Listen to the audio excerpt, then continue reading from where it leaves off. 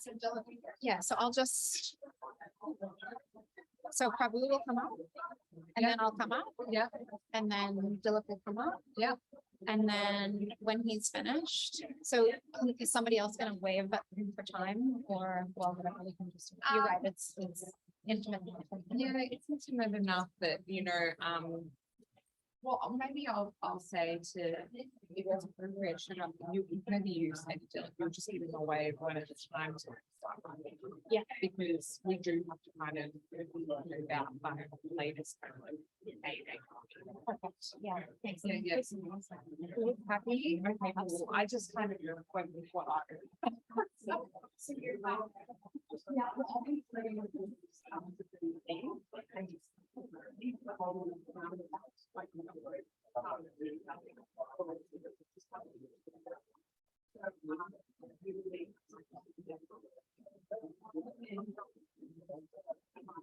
And Corey would be there, and she would want them.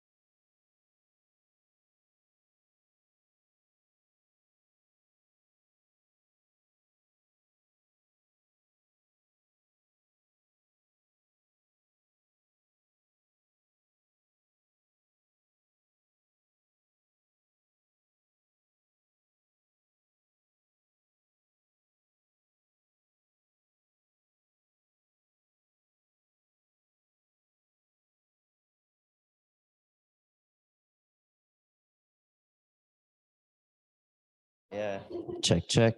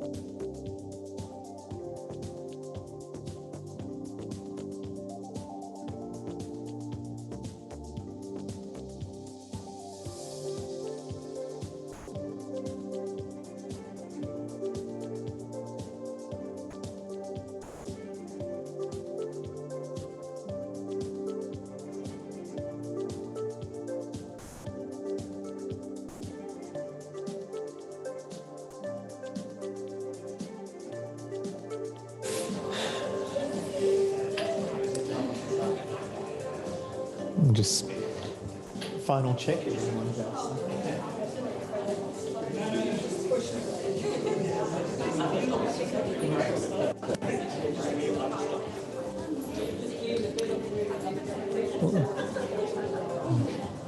We're all happy.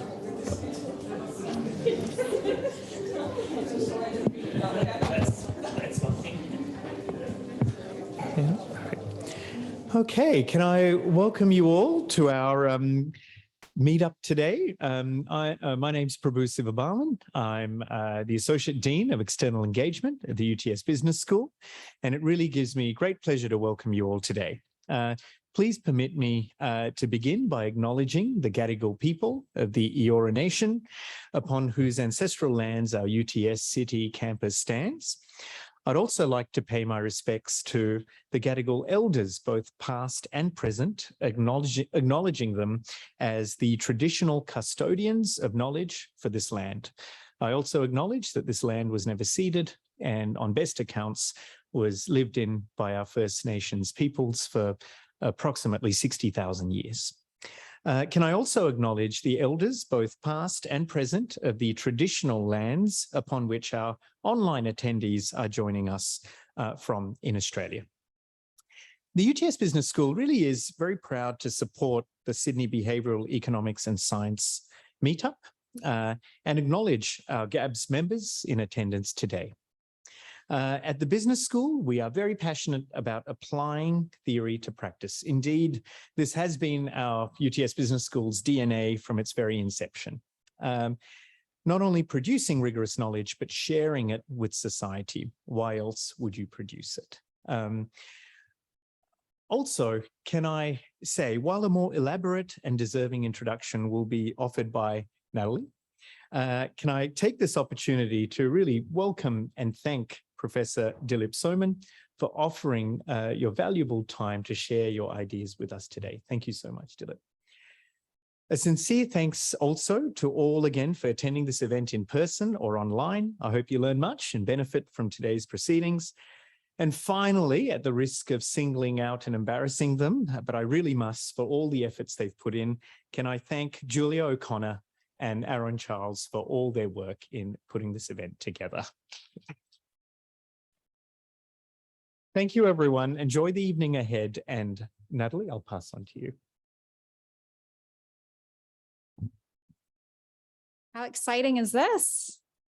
Well, tonight is exciting not only because of our esteemed guests, but also because it is the first joint event bringing together the GABS APAC chapter and the Sydney Behavioural Economics Network. GABS, or the Global Association of Applied Behavioral Scientists, is a selective membership organization for professional behavioral science practitioners. And SIDBEN, or the Sydney Behavioural Economics Network, is a network of over 3,000 behavioral science enthusiasts with a meetup group and online and in-person speaker series. This event is being generously sponsored by UTS Futures Academy, who are kindly hosting us all tonight. The UTS Futures Academy creates bespoke, flexible learning for organizations to offer to their workforces. I'm Natalie Spencer, and outside of my day job, I am co-lead of the APAC regional chapter of GABS. You'll also see here tonight Will Mailer and Aaron Child, and outside of their day jobs, they run SIDBEN. So tonight, and together with UTS, Will and Aaron, I'd like to thank UTS Futures Academy and welcome you all to this event about behavioral science in the wilds. The order of events today is as follows. So for the first 30 minutes or so, Dilip will share his thoughts with us. Then we'll have 30 minutes of Q&A where Dilip will be joined by Bing Feng. Will is going to kick off the questions and then we'll open it up to the audience. So our online viewers can submit questions via the chat or the Q&A functions. And after that, you're welcome to stay for nibbles and a drink and chat with other attendees. Our guests need no introduction, but I will do so anyway. Dilip Soman is a Canada Research Chair in Behavioral Science and Economics at the Rotman School of Management, University of Toronto. His research area is behavioral science and its applications to consumer well-being, marketing, and policy. He is author, co-author, or co-editor of many books, including The Last Mile, Managing Customer Value, The Behaviorally Informed Organization, and of course, Behavioral Science in the Wild. Dilip sits on the board of advisors of GABS. And Bing Feng is the associate director at the Behavioral Economics in Action at Rotman Research Center and project manager of Behaviorally Informed Organizations, which is a large international network of academics and organizations. And her work focuses on helping these organizations embed and harness behavioral insights in their everyday processes. So finally, please join me in welcoming Dilip and Bing to Sydney and in welcoming Dilip on stage. Thanks, Natalie. All right, so this is fun. I was last here 4 years ago, Will, was it after the BX 2018 conference? And we did an event like this in your Commonwealth Bank offices. And I stood up here and I spoke about a book idea. And I promised that this was a pre-commitment device and the book would get written. It hasn't yet been written, but it will be. But in the meantime, I got busy with other projects like this one. So today I'm going to talk about Behavioral Science in the Wild. It's a book that just came out 2 weeks ago. It's an edited book. So I'm going to display a long list of people that have contributed to the book. And I can talk a lot about why edited and why not write the book on our own. We, in fact, started this off as a book project that Nina Majar and I thought we'd write on our own. And at some point in time, I said, like, wouldn't it be fun to actually bring in the who's who of behavioral science to see if, in fact, they shared the point of view that we had? They did. But anyway, I acknowledge all of these folks, but I'm going to actually jump ahead and speak a little bit about the genesis of the book, what the key idea was. And then before we know it, 30 minutes will have passed and Natalie will be waving out, telling me to stop. So here's what I'm going to do. This book project started off as a self-reflection or a reflection on our field of applied behavioral science. I'm going to actually spend a couple of minutes kind of doing a looking back, talking about early successes in the field, cautionary tales. I'll jump straight into 2 examples where we went in thinking that we're going to see certain results A, we actually got not A. And so that sort of got me thinking about what's the challenge here? Why are we not seeing things translate successfully to the field? So I'll spend some time then talking about issues in translating and scaling our research from our labs to the field, what the challenges are. And then hopefully we'll have time to walk through some propositions that Nina and I talk about towards the end of the book, 6 in particular, about how we can make our science more user-friendly, right? So that's the general idea, to your point, Prabhu, about why do we do research? We do research because people can use it. Unfortunately, even if we do research with the best intentions, it isn't ready to be used. And so that's sort of what I'm going to speak on today. So let's look back. 2008 was when the first Nudge book came out. Last year, we saw Nudge, the final edition. I suspect we will probably see another. It's kind of like those Word docs where you say, like, you know, document name dot final and then like really final. So I suspect we'll see another edition of Nudge, though Cass and Richard both say that they're done. But the idea behind Nudge was actually appealingly simple. So I mean, there's a lot of stuff in the book, but it essentially said that changes in context can change outcomes. That's what it said in a nutshell. And the book doesn't really talk about choice architecture or the fact that you can actually change a context to steer people's behavior in the pantheon of other behavior change techniques. But there are others. Like, I mean, you know, in marketing, we've always done persuasion. Let's, you know, do hard-hitting sales. Let's flood people with information. Let's come up with creative advertising.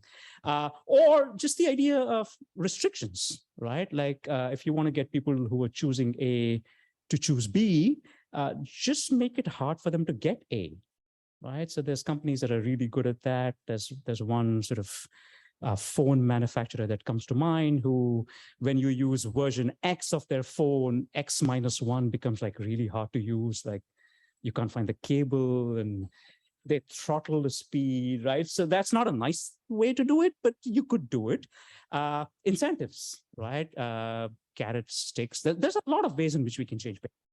And over the last 14 years, we've seen some really great success stories, right? So we've seen stories where you change the default and people are suddenly contributing more to pension plans or consenting to donate organs. More on that later.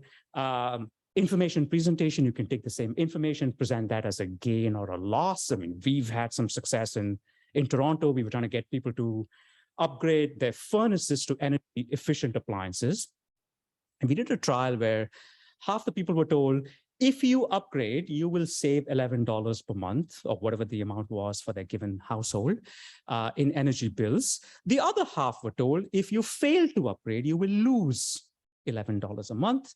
Everything else held constant, about a 40% increase in take-up rates, right? So we've seen these successes, gain framing, loss framing. I could go on and on, right? However, having said all of that, we've also seen a growth in behavioral insight units all over the world. This is a map that the OECD puts out every now and then. Bing is actually working with the OECD on the latest version of the map. And I think she'll tell you there's 302 behavioral units in governments all across the world. There's probably 250 in private sector. So clearly this animal is growing. There's a lot of activity. So if we stop back and look ahead and say, what have you done so far and what have you not done? I'd say we've had massive success with pilots, lots of great pilots, lots of great trials. We failed as a community in scaling things up. Like there's nothing really that has had impact at scale. And there's a whole bunch of other things we can talk about. So I'm going to just show you 4 things that I'm sort of interested in that I've been working on. Ethics we need to worry about. I'm not going to speak about that today. Sludge, our colleagues in the New South Wales BIU are doing some amazing work on sludge, like gold standard work, right? But the idea that there are just like so many frictions that prevent people from doing things that they should do, and that we need to clean that up. Paperwork or emotional barriers or clunky information. Translation and scaling, I'll spend all my time on that today. And then preparing the organization. The idea that universities are built for science. Organizations are not, right? So we can expect companies to be scientific and we can expect governments to be scientific and evidence-based, but they just don't have the infrastructure, the platforms in place. So there's a whole stream of research we're doing in that area, but again, I won't touch on that today. So let me just jump in with 2 examples. Right? So I'm not going to share any data, I'll just tell you the stories. If you're interested in the data, let me know. I can send you all kinds of papers to look at. The first one is about credit card transaction reminders. I know Merle spoke about this in a recent in a recent meetup. And I'll just tell you what happened in a minute. The second story that I'll tell you is data from Mexico, where we've been working with Ideas 42, which is a not-for-profit based in New York, and the Mexican Pension Authority, CONSAR, to try and increase pension contribution rates, voluntary contribution rates in Mexico. So short summary, we actually got the opposite effects of what we expected for credit cards. And I'll tell you what happened in just a minute. And in Mexico, we got like massive levels of heterogeneity, right? Like things worked for some people and didn't work for other people. And it was basically not as nice as it sounds in the papers that we read, right? In the papers that we read, we'll see a control bar and a treatment bar, and the treatment bar is taller than the control bar, and we say, "Oh, that's great." Was nothing like that. It was a mess. The data were a mess. So let's start with credit cards, right? We know for many, many years, and Mueller spoke about this, is that all else held equal, people tend to spend more if they use credit cards compared to cash. A lot of this research was done, by the way, in the late 1990s. So credit cards were state of the art. I tell my kids about my research and they're like, what's a credit card? But there were, and you can extrapolate the same idea to sort of, more and more seamless ways of making payments.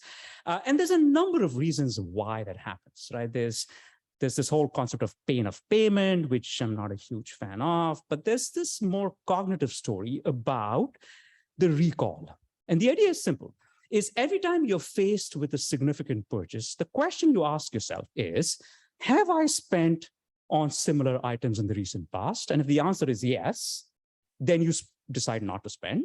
And if the answer is that you haven't spent on similar items, then you go ahead and spend it, right? So the story was that some payment mechanisms make the memory of past expenses salient, right? Think about the old days where you wrote checks.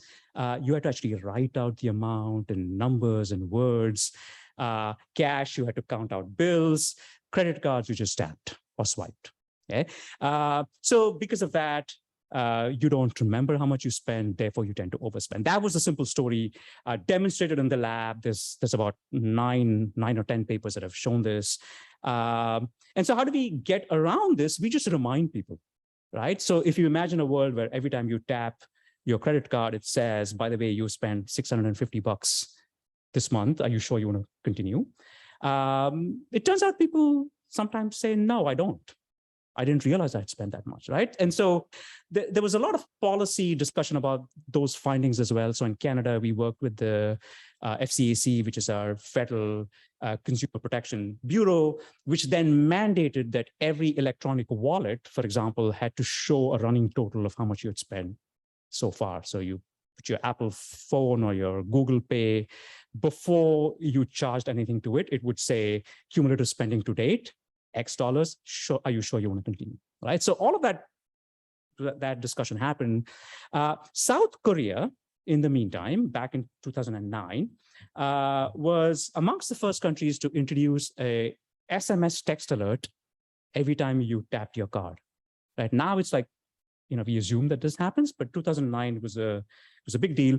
The South Korean government actually had a policy document which said that they had two policy goals. Goal number one was to prevent fraud, which made perfect sense. Goal number two, and I quote, and I'm going to quote you a translation of the original Korean document, to encourage prudent spending behavior by reminding people how much they have already spent, right? So that was the general idea. In 2014, they had actually an app that could read the text messages and sort them out. So you could actually set alerts for yourself and do all kinds of fancy stuff in terms of looking at your previous expenses by category. So we got data from the largest provider of credit cards in Korea to do an evaluation of what actually happened after this policy was introduced. I'm going to spare you all the details. If you're interested, it was a standard econometric, difference in difference model, adjusting for heterogeneity, all of that stuff. We actually found that after this policy was implemented, on average, people spent not less, but more. Okay, so reminding people how much they had spent in the past increased spending. Right? Then, of course, we do the heterogeneity analysis, and we find out that for the top 14% of spenders, so the heavy spenders, actually, it's good news. They reduced their spending, right? The other 86% increased their spending. Okay, so, like a good behavioral scientist, I'm like, what the hell is going on here? Right. And we had, like I said, 9 papers, lots of replications in sort of similar settings that showed that reminding people would actually reduce spending. Here we found it increased spending. The story was kind of simple, exposed, right? So what we were expecting to happen was that these reminders get processed, people sort of remember their previous spending, it facilitates mental accounting, and people become prudent because they have a better sense of how much they've spent in the past. Instead, what was going on was something called digital dependency. What I mean by that is a lot of people would say things like, oh, if I ever need to know how much I've spent, my phone keeps a track of it. I don't need to look at the damn thing anymore, right? So we found that instead of getting more engaged with mental accounting, people actually got less engaged. Right? Now, there's an important design feature that was different between all of the 9 studies that showed the effect and this one, which is that in all of those 9 studies, that reminder showed up on the same terminal that you were making a purchase on. You couldn't ignore it. It was there, right? And you had to say, yes, I will proceed.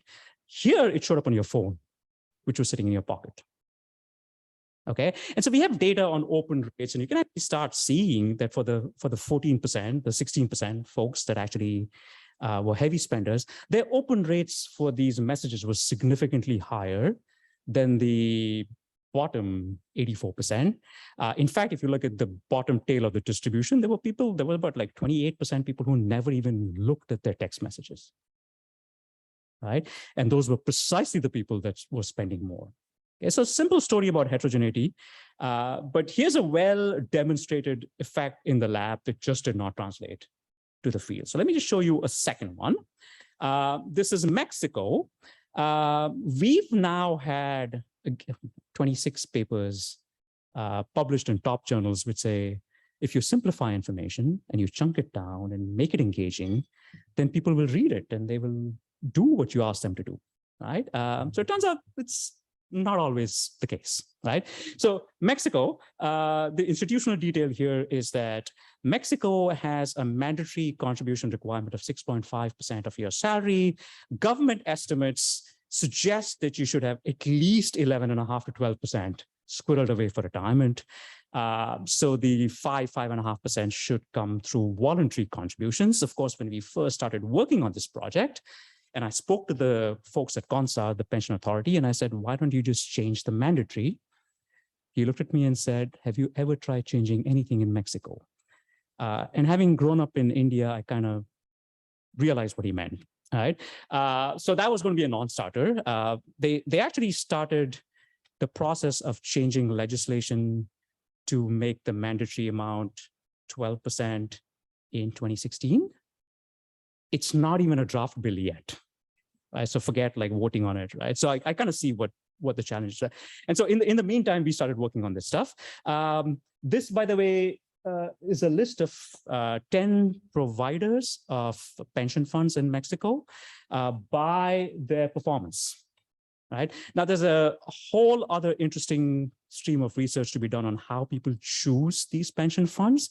You would think that people look at their performance and say, well, let me pick Sura, because for the past 6 or 7 years, it's always consistently been the highest performing fund. No, they don't do that. They pick funds that are headquartered in the district that they live in. They pick funds based on sort of, magic numbers. It's a concept in Mexico where everybody has a magic number. And if the magic number of your fund provider is close to your magic number, you pick that. They pick funds based on all kinds of things, right? It has nothing to do with performance. The friction to changing funds is not that high, but only about 0.5% of Mexicans actually change funds, right? So what you have to do to change a fund is you have to completely close down your account in, let's say, Imbursa, which is the worst fund. The cash gets transferred to your account. Then you open a new account with Sura and transfer the funds there. People don't want to do that, right? It's not like Amazon one click, when you click it and it suddenly goes, that doesn't happen, right? So that's the context in which we were doing studies. On the left-hand side, this was the quarterly pension statement that the government would send everyone in Mexico. So 2 colors, the only third color there was like the importante in red, which essentially meant people should look at it. We put people on eye trackers to see if they looked at it. Nobody looked at it. In fact, nobody looked at anything. It was like incredibly unengaging, right? And so the one on the right was the one not we, but the UX folks that we worked with designed, the graphic designers. You'll see on the right-hand side on the top, there's that little thermometer-like thing. That was designed to create the motivation for people to even start looking at this statement, right? So it was basically a four zone thing. The green meant that you're on track, everything is good. The yellow meant that you're kind of there, but you need to do a little bit more work, save a bit more than you're doing. The orange, you better pick up your bootstraps because things aren't looking good. The red, yeah, it's too late. We're going to look the orange and the yellow for our trials. And then we redesigned the statement. We put in all kinds of behavioral tricks, if you will, stuff that's been shown to work elsewhere. So for example, we had a loss frame versus a gain frame. Like if you save X pesos today, then when you retire, you will have that large amount, versus if you don't, then you will lose that amount. We had all kinds of other things, like a wallet cutout down there. So, you know, it's all this work of implementation intention. So we essentially gave people a wallet cutout where there was a phone number. Here's where you call. Here's how you donate. Here's how you make a contribution. Here's a suggested amount. So we put all of that there. There was a concrete future condition, which talks about the fact that you could either be drowning in bills or you could be out on the beach. All kinds of things, right? We had like 5 different conditions. Large trial sample size of about 500,000 across multiple districts in Mexico. And of course, the goal was to see if changing the mailing or changing the format of the statement actually changes voluntary contribution. So I'm just going to show you 2 plots. Again, I'm happy to dive into numbers, but I'm not going to show you all the details right now. But here's the good news. For about half our population, all the bars are green, right? People are saving a lot more than they were in the control condition. The control condition was the old statement. So just making, like we call overall simplification, just like making the statement more engaging, like 4-color, increased contribution rates by 38.7%. Like that's huge, right? But everything worked. Everything worked, right? Honestly, just doing like anything worked, right? Now, this was true for about half the population. For the other half, it was that. Everything didn't work. Not only did it not work, it backfired. Right? And this was some serious backfiring, right? Like, you know, minus 30%, minus 26%, minus 37%. And we could go into details about why, for example, the loss frame backfired more, but that's not the point, right? The point here is simplification worked, right? Like eye tracker tells us that people read more information. They looked at bigger, more areas in the page. But it also got them to focus on that table that I showed you earlier on, right? So for about half the people, they'd say, you know, oh, gosh, the thermometer tells me I need to save more, so I should save more. Then they looked at their fund, Sura, which was right on the top. They said, wow, like my fund is doing well. Let me put in more. So 38% increase, right? For the other half, they said, I really need to save more. Then they looked at their fund in Bursa, which was not doing well. Let me just go to the bank or invest money somewhere else, right? And so when the news wasn't good, simplification doesn't help, right? And we did a whole bunch of follow-up things in Mexico. We tried different text messaging interventions. The biggest takeaway for us from our Mexico work is heterogeneity. People are different. Like we know this, right? Like everyone who's worked in marketing knows that people are different from each other. But we also learned that people are not just different from each other, they're different from themselves. So the same message on a weekday versus a weekend had different effects. The same message in the winter versus the summer had different effects, right? And so we've just taken aback by the amount of heterogeneity. It was just kind of shocking, right? And you could look at this entire thing. By the way, I don't have a chart, but if I just showed you the population level, I'd be able to document like a 2.5% increase in voluntary contributions. I could have said, on an average, it works, done, right? But we started unpacking all of this, and this is what we see. Now, around the time we were working on this, I ran into John List, who has written a fabulous new book called The Voltage Effect. And John was on the same wavelength. So he was like, yep, heterogeneity is sort of a big driver of everything we do. So we started looking at the literature and what we know about why heterogeneity and why do we have these translation and scaling challenges. So the first bullet point is this whole voltage drop idea. Right? That identified good result in research ends up being much less effective when it is scaled. And just a number of demonstrations of that, just essentially just documenting size reach, where you would look at something in the lab and it's got a massive effect size and it touches everyone in the lab and everybody reduces spending, and then you take it out of the field and it only works for 16% of the people. That's a classic voltage drop effect, right?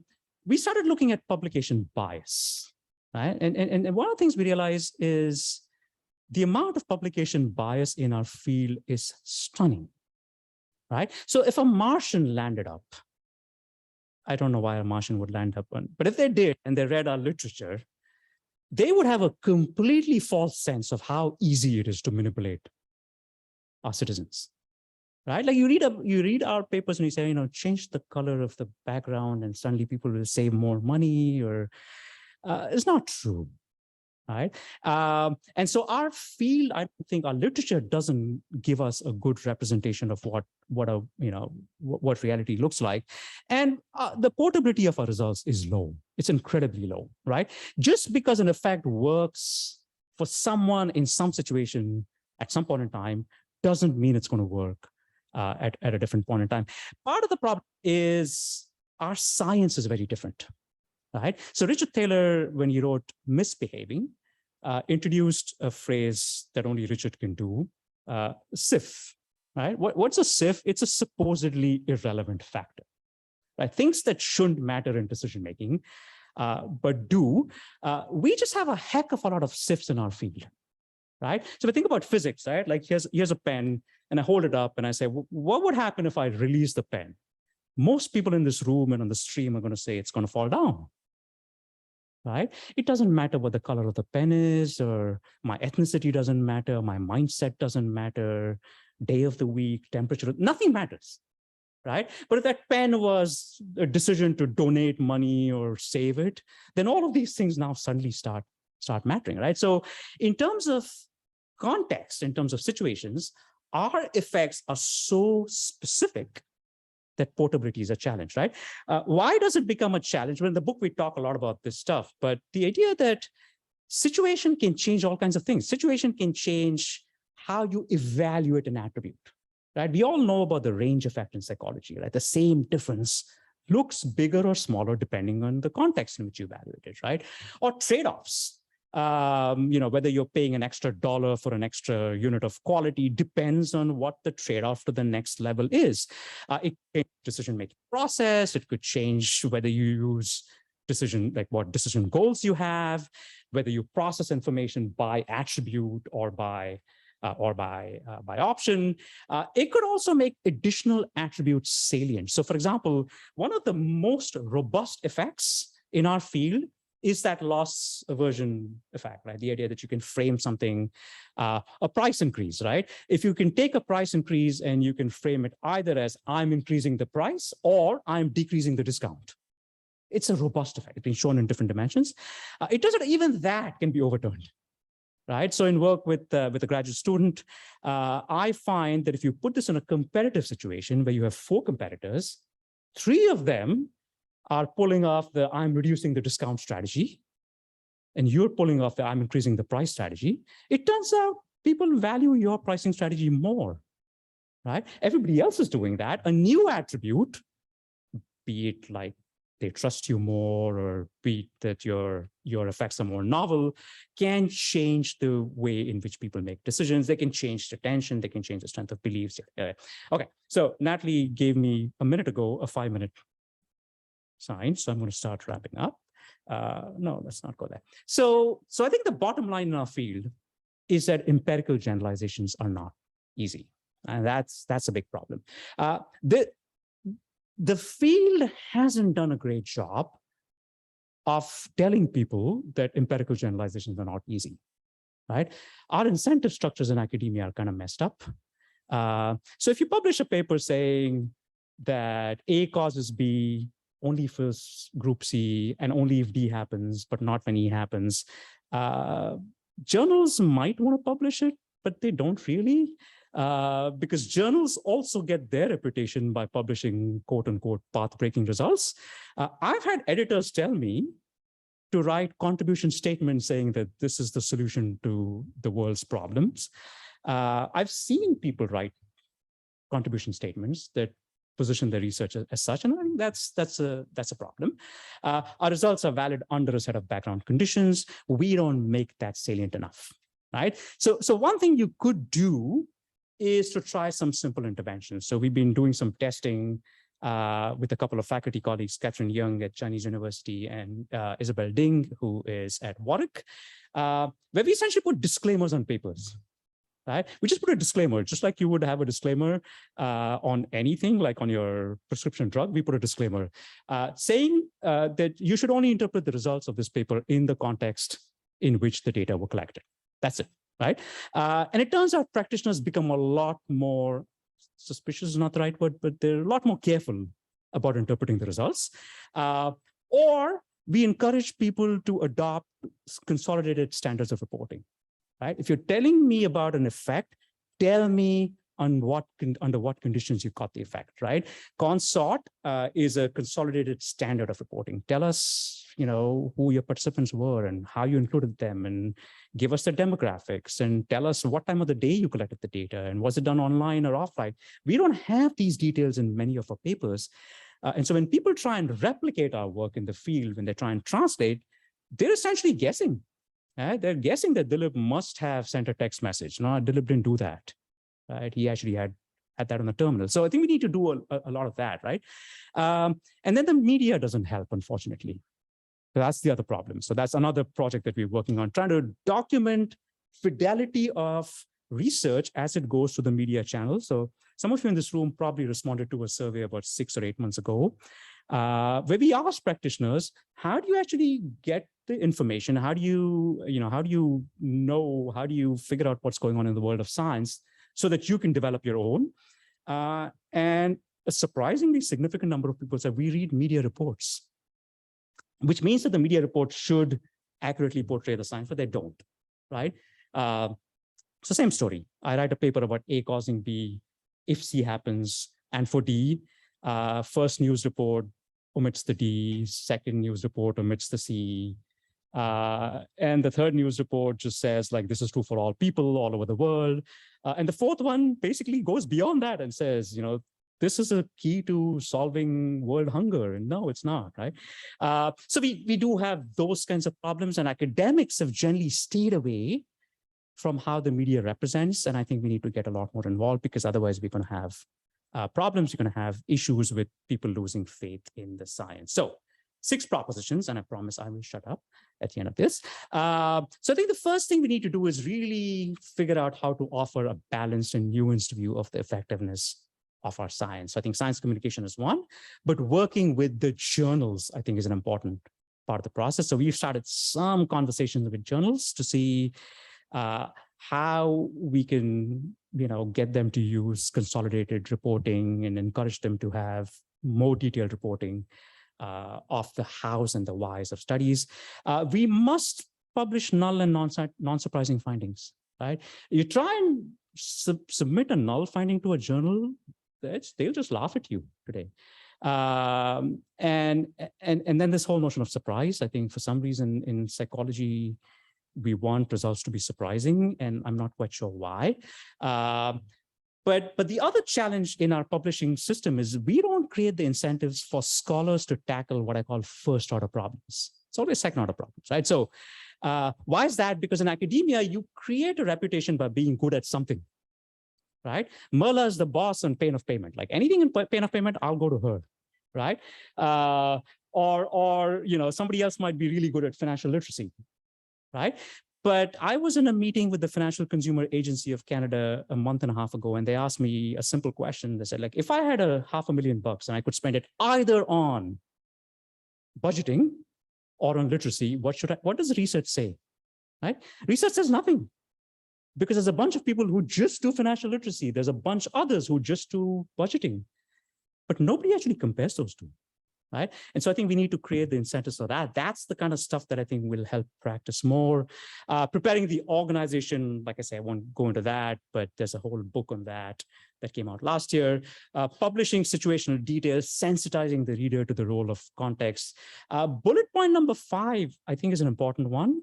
So I think we need to encourage the use of what we call in situ evidence and avoid shopping in the nut store, right? The number of people who just shop in a nut store and say, well, I need to get more people to, I don't know, buy a product. Let's see what other people have done, right? And then somebody's done a framing manipulation. So okay, that's great. Let me just do that.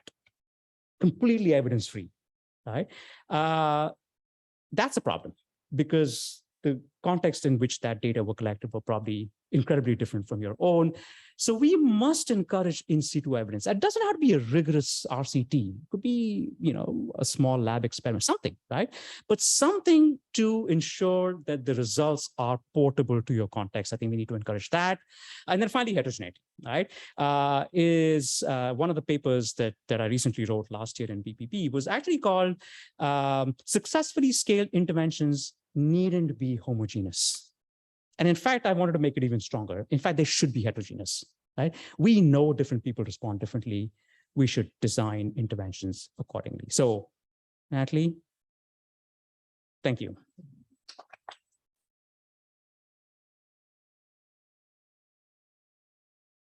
Here, just wait. All right. Yeah, I'll see you.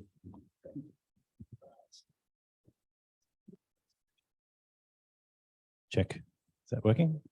Excellent. Well, thank you so much, Dilip, for that fantastic talk. And it's great to have you with us back in Sydney. And that book will get written eventually. The time book. We'll invite you back in 4 years and see how we go. And being fantastic to have you join us as well. Welcome to Sydney. Likewise. Excellent. I'm going to host a little bit of a Q&A now, both for our in-person audience here in Sydney, as well as anyone online that wants to put their hand up and ask a question. I think Natalie's going to coordinate the online questions. I might kick us off with 1 or 2 questions, starting with you, Dilip. The book opens with a bit of a call to action, and it says we're at a critical juncture in applied behavioral science. I think you mentioned that it's going to grow one of 2 ways. One is either kind of in a controlled and systematic way, or to quote you, I think, wildly and erratically. Yeah. Could you go a little bit deeper on that and kind of paint those 2 pictures for us of those possible futures? Yeah, so I think the part about the wild is the one that worries me a lot, in the sense that I think it's, when I was a kid growing up, there was a parable of the elephant and 5 blind men, and they touched the elephant, and one of them would say, well, this is like a rough surface, and the other one touched the tail and said, right? I think we run the danger of that happening with behavioral science, because what we're seeing till about a year or so ago is different people would look at different parts of it and would essentially then attribute their perception of the thing to the entire field, right? So for example, some people were just like RCT fashionistas. It's got to be RCT. If there's no RCT, this is not behavioral science, right? On the other hand, there were people from marketing who said, we've been doing this for ages. Right? It's all about just taking an idea that has been shown to work somewhere else. And so, I worry about the fact that different people are going to take the field in different ways unless we have a common understanding, a common language. I think vocabulary is an important part of the problem. So I picked the word nudge. And I know Richard will edit me for saying this, but different people use nudge differently, right? And those different people include Richard. Yeah. All right. So if, for example, you use the word nudge to mean anything that changes behavior, then anything is a nudge, right? Like that pillar could be a nudge. Yeah. Or the color of the walls could be a nudge. And I think that's problematic. So I think we need to put more structure. I think the book Nudge was fantastic to get people energized about the field, but I think it's time to now put structure, because without that structure, I think different people are just going to take it different ways. So that's where I was getting to with that claim. Excellent. And Bing, so you're the project manager at BI.orgs. Yes. We're about 12 years in now since the first nudge unit, roughly. So roughly 400 units globally, depending on how you define it. What are you seeing in the types of organizations you're working with? Where are organizations doing really well, and what kind of things are they struggling with? Sure. So I think in the past 10 years, a lot of the kind of like the nudge, as Dilip mentioned, the Richard Thaler's work in the nudge, the framing and default, all of those, we kind of like use behavior economics more like what we call them like a behavior, kind of like a problem solver role. So we use it to solve kind of like most of the last mile problems, right? So when we face with the government or the organization faced with low take-up rate or poor sales, they thought about using nudge to nudge consumer or citizen. But then the other good thing we saw is that there has been some good organizations started to kind of like going even further. So not just using behavior economics as the problem solver role, but explore like other roles. So we move it up to the value chain, right? So a couple of years ago, Dilip and I, we did the work to kind of like explore what the other roles behavior economics can be played. So in the organization. So one role is the auditor role. So before the last mile problems happen, you have the behavior scientists in your team to audit it, right? And the other roles are designer role. So even the behavior scientists can come in to the process even earlier when they started to design the policy, the program, or their product. So those can kind of like reduce a lot of last mile problems, right? And lastly, behavior scientists can play an even bigger role. We call it like a chief strategist. So it's basically looking at all the process, the pre-market and after-market place stages to oversee like everything holistically. So we see like there are some organizations started to picking up the idea and started to doing some of the awesome job, like the sludge audit and other roles of designer roles implemented in their organization. So we wanted to see more of those behaviorally informed organization in the future. Excellent. Thank you, Bing. Second shout out for Eva tonight. Well done. So question and a reminder, please put your hand up if you've got a question. I've got lots here, so I can talk all night. If not. Question for both of you. So you mentioned in the book that organizations are getting kind of better at science, potentially in some cases both becoming not just consumers of the science, but also producers. And then on the other side of the fence, we've got researchers getting better at talking about the contextual factors and what it will take to see a result from the lab to the field. How do you see this playing out going forward? Do we start to see a blurring of the lines between the research and the practitioner community, or are you going to always need these kind of organizations like Behavioural? I mean, I'd like to see more blurring. I just think given the way incentive structures are set up both for practice and for academia, it's going to be a while before we get there, right? So I'll be nerdy for those of you who are not academics, my apologies. But in general, if you think about the 10-year system in universities, it's a long haul, 10 years before you can actually get tenure.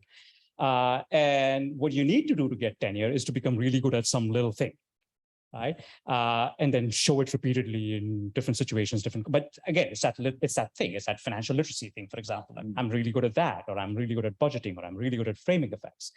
And I think the problem with having these long tenures, by the time you get tenure and you're ready to take on bigger challenges, you don't know how to, right? So I've actually had conversations with people who said, I wish I could do applied work, but it's been like literally 10 years that I've been doing these lab studies, and I just don't know how to start the process of scoping out a field project or running a field trial. So I think those are the kinds of practical constraints that I think are going to, not make that ideal universe happen. So I think the solution has to do with reforming academia. Right. So I think like the whole notion of like we have to create outlets for people to publish applied work. We have to create outlets to publish null work. I think unless we do that, I just worry we'll continue along our own two pathways, and unfortunately that conference is not going to happen. So Okay. Merla's jumping at the bits to say something. Mela.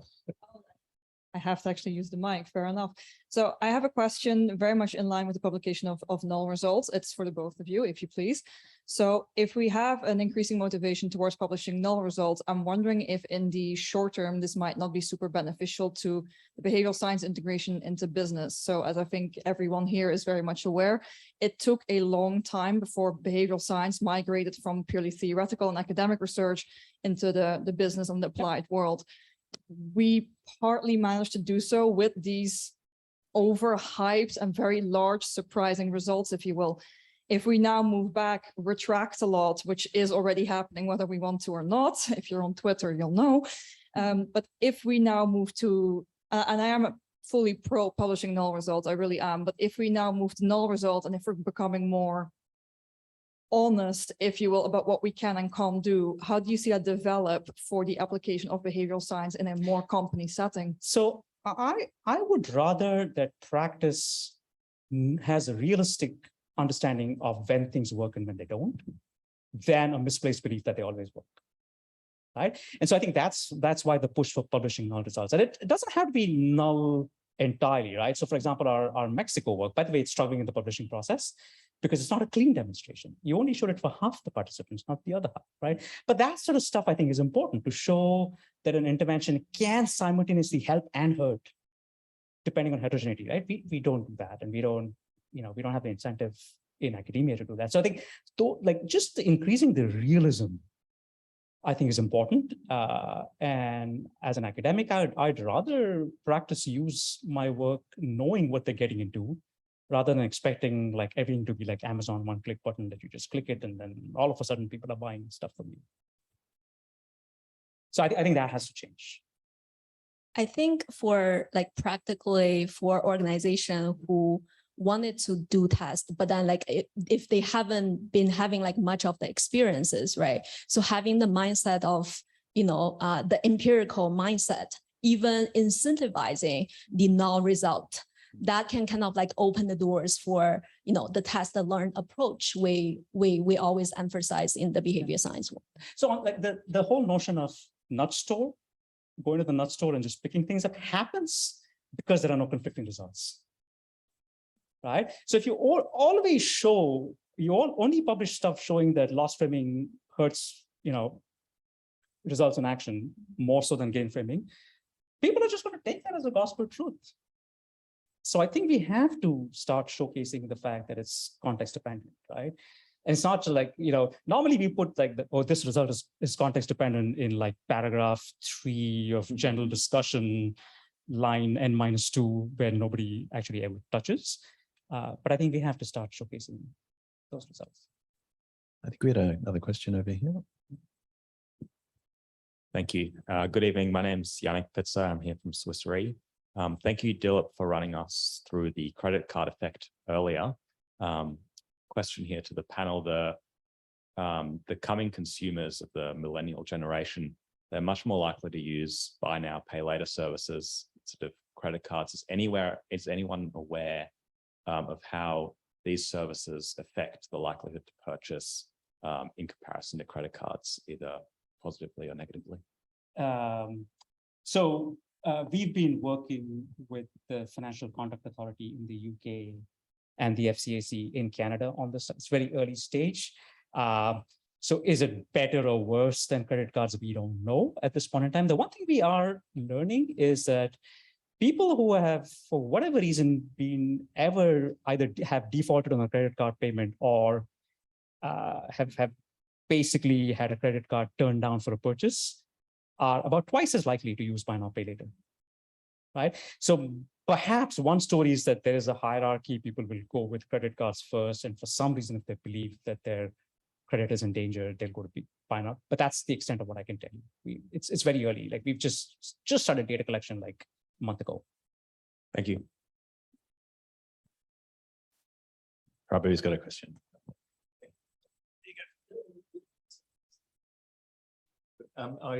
Thank you. Well, Dilip, thank you so much, and certainly been looking forward to your thoughts on this question. We always wonder from a behavioral perspective, peculiar institutional settings or opportunistic institutional settings to test theory or test ideas and their veracity, if you like. And just made me wonder within the financial services world, this idea of within Australia, regulation being put through around what we'd call superannuation funds, pension funds, and their mobility, and how your first fund will be the one you stick with. And that pivot from the current state of play, which is that if you happen to change employment, or until recently, if you happen to change employment, you move and you have multiple funds. Are there opportunities, you think, for us to better understand phenomena at scale by picking these peculiarities and really having a lovely sort of setting to test an idea? Yeah, so I mean, I think this goes back to the broader discussion of starting off with an idea and then looking to test it versus looking at the world and inferring what we know about consumer behavior. So the credit card stuff that I spoke about, that was just like the world gave us that experiment, right? And so we've got a few other things like that, where in Canada, we had sort of this new tax regime, but they rolled it out by province. And so now you have years where 2 provinces do it and 6 don't, and then other years where 4 do it and 2 don't. And so the natural experiments or the natural occurrences of phenomena like these, I think are great opportunities. But again, most academics don't pick up on that because that's not how you're trained to do stuff. You come with the theory first, right? So that's a great point. I think we need to actually encourage more research when phenomena like these happen. I think there's a lot to be learned on. Thank you. I think we've got some online questions.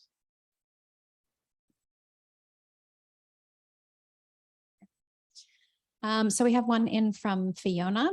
It says it's back onto the null results topic. While the academic community is tackling publication bias, so we get more null results published, we likely have a similar problem on the practitioner side. How could practitioners support this? Is there a world where practitioners could also share their non-significant or null results back to the scientific community? This sounds like a Will question.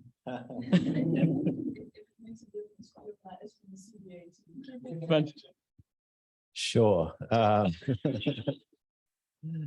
I think there's similar challenges, right? So it's not as exciting to stand up and tell everyone, hey, something didn't work. And I think that's something we've got in common with academia. But if you can do so right before a very, very large investment's about to happen and demonstrate that what you're about to do, that money could actually be spent in a much better way, then I think if you can choose that moment and frame it well and save the day in that way, that's probably one way in an organization to get that attention. And then I think it's the practice of. But internally, maybe there's more sharing of failures, or no. I mean, sure. Because I mean, I said, like, again, I haven't worked with any organization that, or any for-profit org that actually shares failures externally, but internally I'm aware of people who will actually abstract, here's the trials we did, here's what worked, here's what didn't work, and then share maybe the principles. Yeah, I think there is. Success. I think there is this clearly kind of knowledge sharing going on. I think the trick now is, as you say, turning it from kind of a kind of anecdotal and kind of informal knowledge sharing into something that's much more systematic and controlled. And I think, again, something in common with academia. Yep, got a question up the back.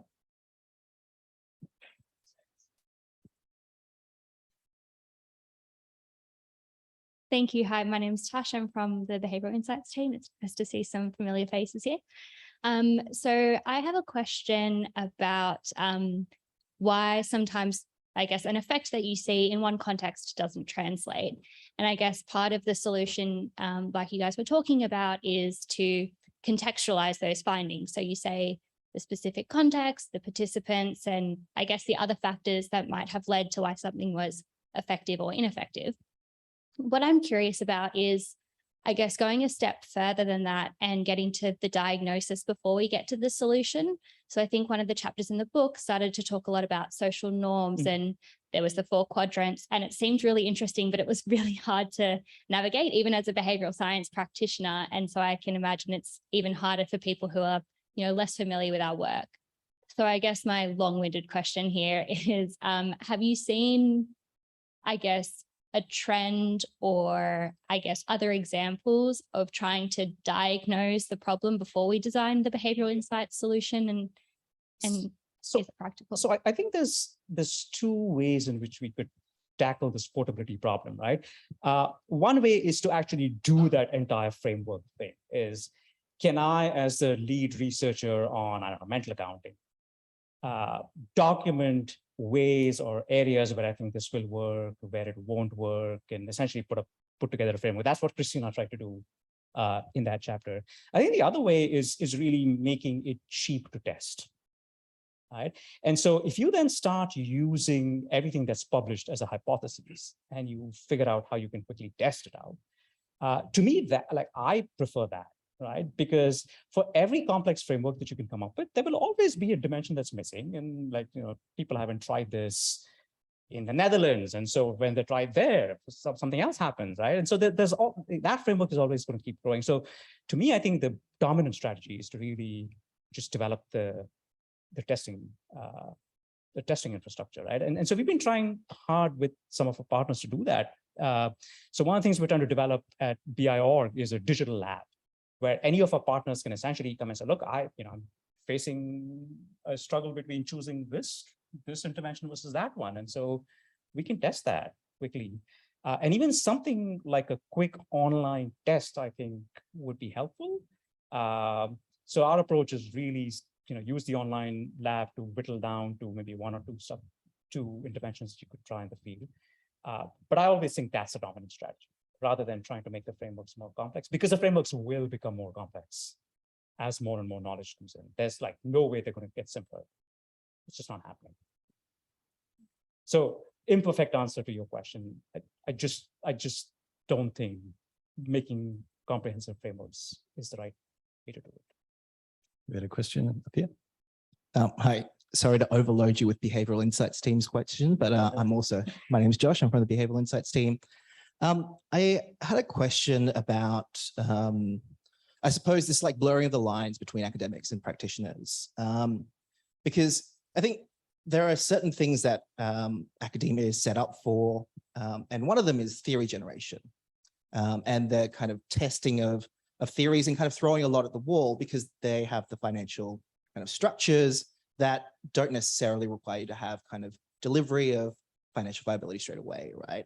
So I was wondering where you see the role of more fundamental theory building in this kind of more blurred world between academic researchers and practitioners, and whether that is less relevant perhaps to behavioral science than it is to other sciences. Yeah, I wish you hadn't asked me the theory question. Okay, so let me first sort of respond to the earlier comment you made about the fact that academia gives you the freedom to test theory, which I think is true, but I think it also varies as a function of what your funding model in academia looks like. So for example, I live in Canada.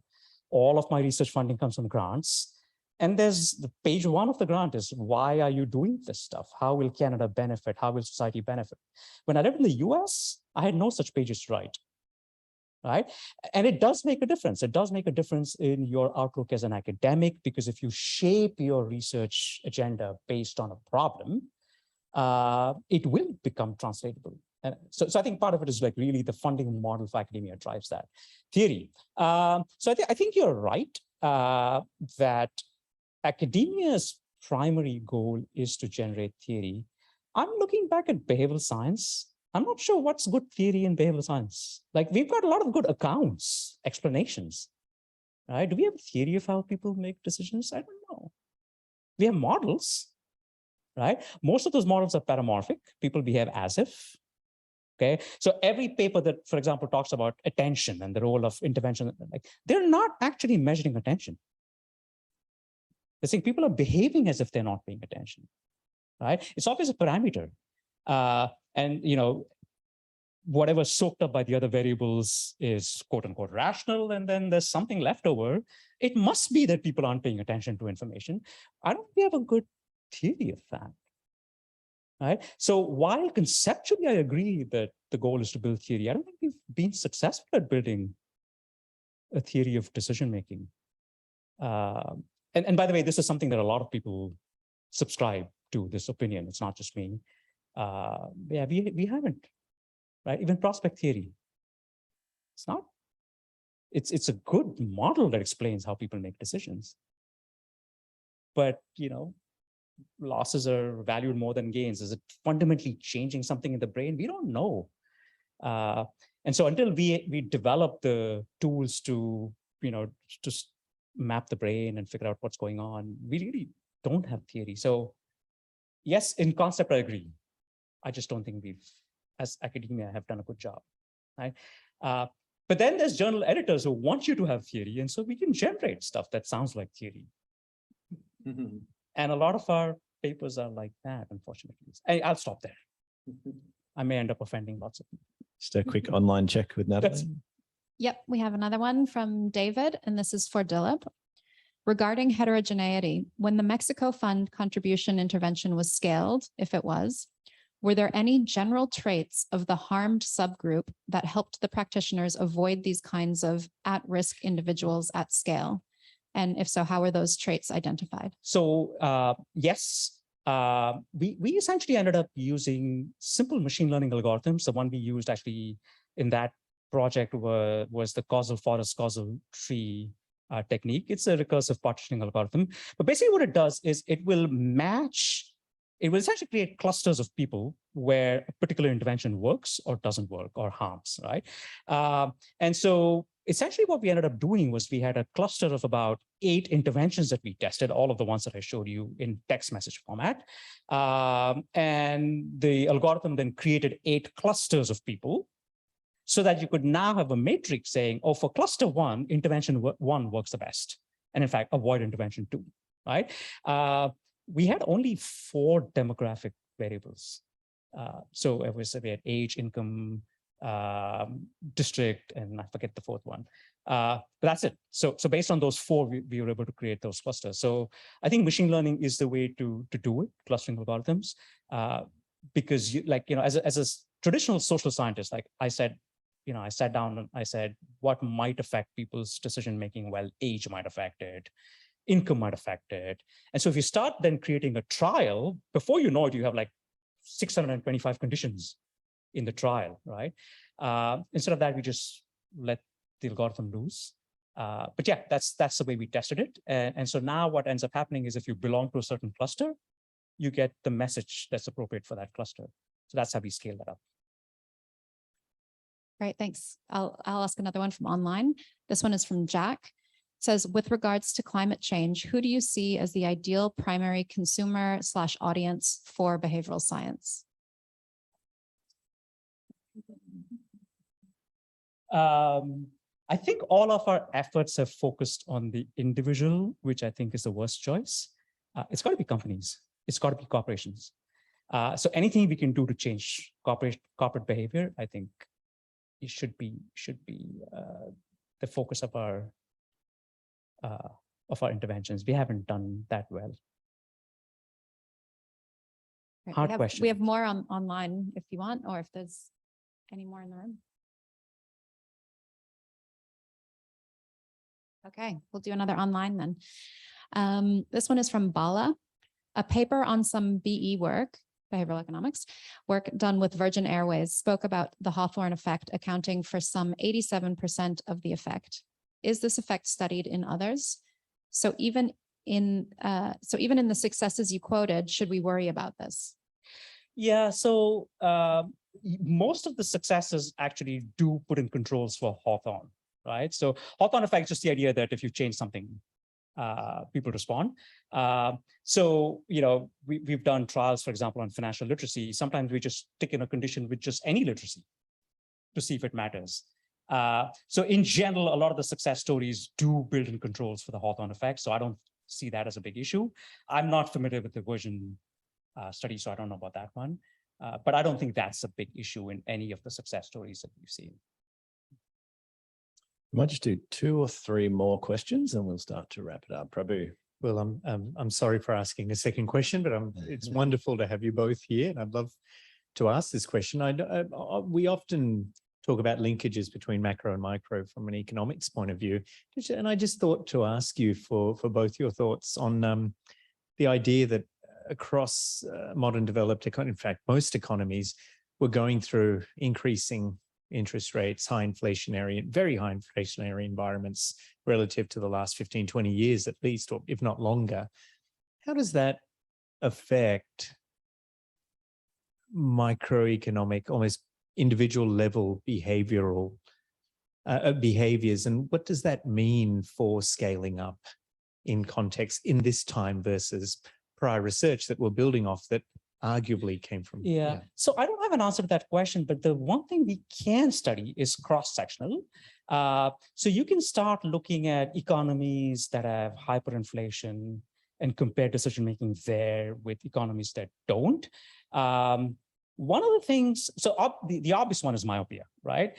Is if I don't even know what prices are going to look like tomorrow or interest rates are going to look like tomorrow, it encourages people to be short-term focused. We know that, right?